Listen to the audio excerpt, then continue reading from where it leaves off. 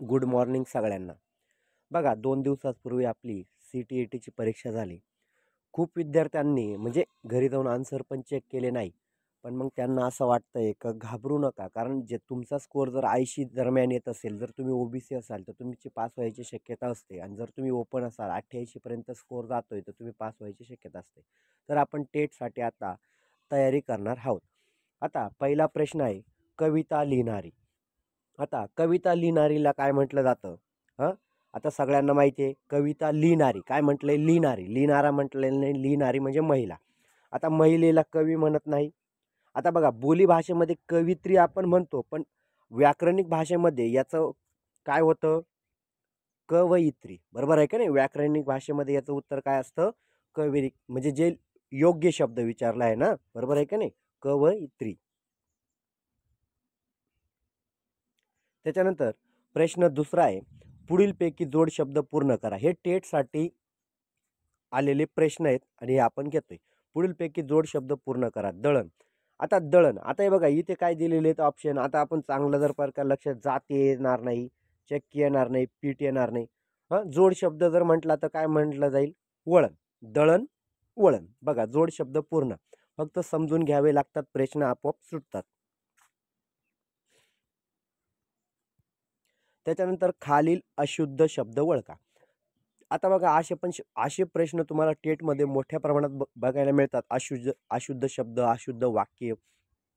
बरोबर आहे का नाही? आता झुळूक.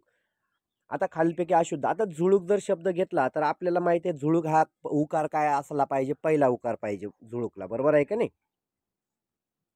हा झुळूक पहिला उकार पाहिजे. पण इथे दुसरा उकार आलाय म्हणजे बाकी बघायची गरज नाही. अशुद्ध शब्द काय झालेला आहे? झुळूक आहे. कारण पहिला उकार पाहिजे होता.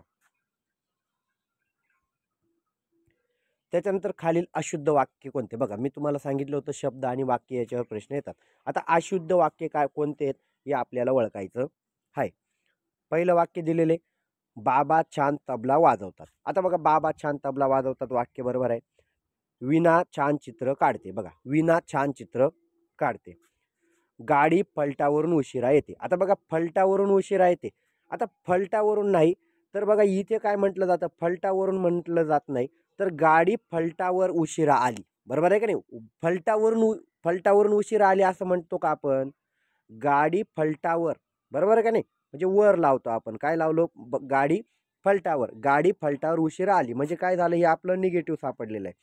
विजयला मोटारीत बसायला आवडते म्हणजे काय झालं? हे पण योग्य आहे. पण आपल्याला अशुद्ध म्हटलं तर ऑप्शन नंबर सी. कारण इथे काय म्हटलंय? फलटावर. फलटावरून आलेलं आहे. तर काय पाहिजे होतं? गाडी फलटावर उशिरा आली. बरोबर आहे का नाही? फलटावर म्हणजे प्लॅटफॉर्म. बरोबर आहे का नाही? का फलटावरून आपण म्हणताना पण कसं वापरतो? गाडी प्लॅटफॉर्मवर उशिरा आली. बरोबर आहे की नाही? वरून म्हणत नाही. बरोबर आहे का नाही? या प्रकारे समजून घ्यावे लागतात. बघा काहींना पाहिला नसेल कारण स्क्रीनवर हे बघा फलटावरून म्हटलेले फलटावर पाहिजे. फलटावर उशिरा आली असंच आपण बोलतो म्हणजे काय झाले? अशुद्ध वाक्य झालेले. त्याच्यानंतर समानार्थी शब्द वगैरे. आता व्याकरणाचा पण चांगल्या प्रकारे तुम्ही सराव करा. स्वास्थ्य या शब्दाचा समानार्थी शब्द कोणता? आता स्वास्थ्य म्हणजे चांगलं आरोग्य असेल. बरोबर आहे का नाही? स्वास्थ्य म्हणजे काय? तो चांगला आहे. बरोबर आहे की नाही? आरोग्य त्याचं चांगलं आहे. आता स्वास्थ्य म्हणजे काय? आरोग्य चांगलं आहे. बरोबर आहे की नाही? आता इथे आजार म्हटलंय. आजार म्हणजे हे चांगलं आहे का? आजार म्हणजे तो स्वास्थ्य झाला का? म्हणजे तो चांगला आहे का? अजिबात नाही. दगदग होणे म्हणजे परत काय होणे? तो काहीतरी आजारीच आहे. बरोबर आहे का नाही? आपल्याला समानार्थी. त्रास होणे पण म्हणजे काय? तो एक आजारीच आहे. म्हणजे हा स्वास्थ्य आहे का? अजिबात नाही. पण आरोग्य काय आहे? स्वास्थ्य आहे ना. आरोग्य काय आहे? स्वास्थ्य आहे. म्हणजे या प्रकारे तुम्ही उत्तरं पण काढू शकतात. बघा हा प्रश्न डबल झालेला आहे. याचं उत्तर मी तुम्हाला सांगितलेलं आहे आरोग्य.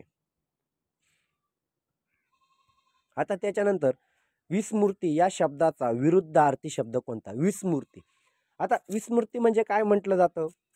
बरोबर आहे का नाही? म्हणजे आपल्या मनात काहीतरी साठवून ठेवलेले आठवण म्हणजे याला साठवणं म्हणतात. आता बघा आता विसरण काय झालं? आता विरुद्धार्थी विस्मृती म्हणजे विसरणे. बरोबर आहे का नाही? विस्मृती म्हणजे विसरणे. आता विसरणेचा विरुद्धार्थी शब्द काय आहे? विसरणेचा विरुद्धार्थी शब्द म्हणजे साठवणे येईल. बरोबर आहे का नाही? विस्मृती. स्मरण, स्मरण म्हटलं असतं तर आठवण, आणि विस्मरण म्हणजे विसरणे. आता समानार्थी काय झाले याचे, विस्मृतीचा विरुद्धार्थी आपल्याला सांगितलंय, मग समानार्थी काय आपण शोधून घेऊया. आता बघा, विसर समानार्थी झाला, विस्मरण समानार्थी झाला, भूल काय झाला, समानार्थी झाला.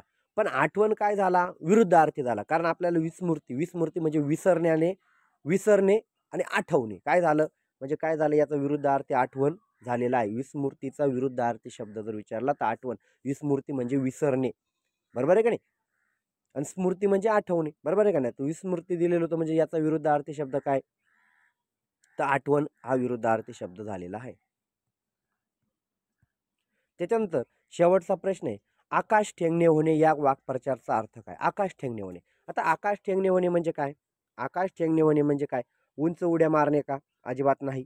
उंच झोका घेणे, अजिबात नाही. भुईसपाट होणे, अजिबात नाही. तर गर्वाने फुगून जाणे, बरोबर आहे की नाही. आकाश ठेंगणे होणे म्हणजे गर्वाने फुगून जाणे, म्हणजे एखाद्याला गर्व होतो आणि गर्व त्याला काय वाटतं, हे आभाळ पण माझ्यापेक्षा काय छोटं, एवढा अहंकार आलो, काहींना पैशांचा अहंकार येतो, अशा प्रकारे काहींना एखादं ज्ञान असेल, ज्ञानाचा अहंकार येतो. मग ते काय म्हणतात, नाही बाबा माझ्याकडे एवढं ज्ञान आहे तर जगात कोणाकडे नाही. म्हणजे काय झालं, आकाश ठेंगणं झालं, म्हणजे सगळ्याच जगापेक्षा मी हुशार आहे, म्हणजे गर्वाने फुगून जाणे. बघा, या प्रकारे हा पहिलाच आज आपला क्लास होता.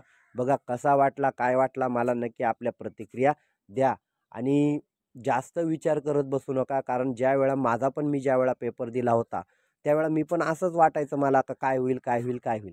पण काय होतं, जेव्हा तुमची फायनल आन्सर की येते त्यावेळा मी तुम्हाला सांगितले, हे बघा तुम्हाला एक सांगतो, ज्यांचा स्कोर 80च्याच खालीच आहे ना, 80च्या खाली आहे ना, आता त्या विद्यार्थ्यांनी किती जरी वाट पाहिली आन्सर की येईल किंवा काय येईल, त्या विद्यार्थ्यांचं काय होणार आहे, कारण त्यांना अभ्यासच करावा लागेल, बरोबर आहे की नाही. ज्यांचा 80चा खाली, ज्यांचा 80 आणि 88, 80 आणि 88 या दरम्यान स्कोर आहे, तर त्यांचा 99% चान्स असतो पास व्हायचा. आणि ज्यांचा 80च्या पुढे आहे, ओबीसी आहेत, पास आहेत.